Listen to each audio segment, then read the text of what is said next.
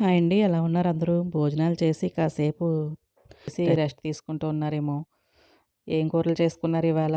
నేనైతే ఇవాళ టమాటాను, కోడిగుడ్లు కూర చేశానండి. ఆ కూర ఏంటంటే కోడిగుడ్డు ఉక్కుడులా వేసేసి టమాటాలు కూడా వేసి చేశాననమాట.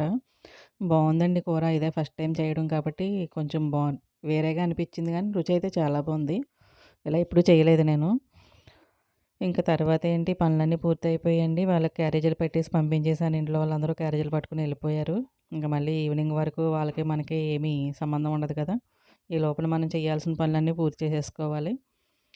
ఇంకా బ్లౌజులయి కుట్టేసి పక్కన పెట్టి ఉంచాననమాట. వాటికి చేతికుట్లెయ్యాలి. ఆ చేతికుట్లెయ్యాలన్న బాధైతే మామూలు బాధ కాదండి. బ్లౌజులైతే మిషన్ మీద కదా రయ్యమని కుట్టేస్తాను. చేతికుట్లేయడం అంటే ఇంక అలా నీరసంగా కుట్టుకుంటూ ఉండడం గదా!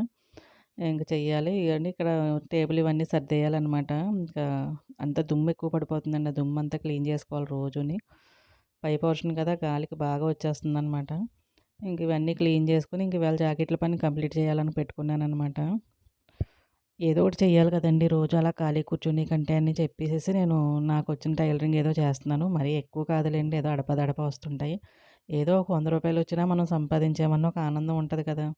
దానికి ఎవరికీ అదేమి యూజ్ అవ్వకపోయినా మనం దాచుకోవచ్చు. అలా 100 దాస్తే కొన్ని రోజులకి అయ్యే డబ్బులయిపోతాయి కదా! అలా దాస్తూ ఉంటాననమాట. మిషన్ సరుగులో పెట్టుకుంటాను. మిషన్ దగ్గరికెళ్ళినప్పుడల్లా డబ్బులు చూసుకుంటే ఎంతో ఆనందంగా ఉంటదనమాట. నేను సంపాదించాను కదా ఇవి అని జెప్పేసేసి. అది అత్యవసర సమయాల్లో ఉపయోగపడతాయండోయ్!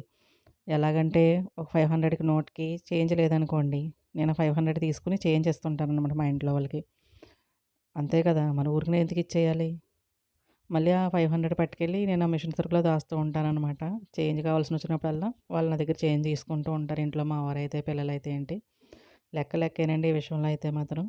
అలాగని అయి పోగేసి నేను మాత్రం ఏం చేస్తానండి అవన్నీ పోగేసాను మొన్న. పిల్లల ముగ్గురికి బ్రాస్లెట్లు తీసుకున్నాను. అదొక హ్యాపీగా ఉంటది కదా! అలా కొంటే. అలా నాకు ఎంతో కొంత సంపాదించి ఇంట్లో వాళ్ళకి అలా సర్ప్రైజ్‌గా గిఫ్ట్ ఇవ్వాలని అనిపిస్తదనమాట. నాకైతే ఎవరు ఇవ్వరండి సర్ప్రైజ్ గిఫ్ట్‌లు.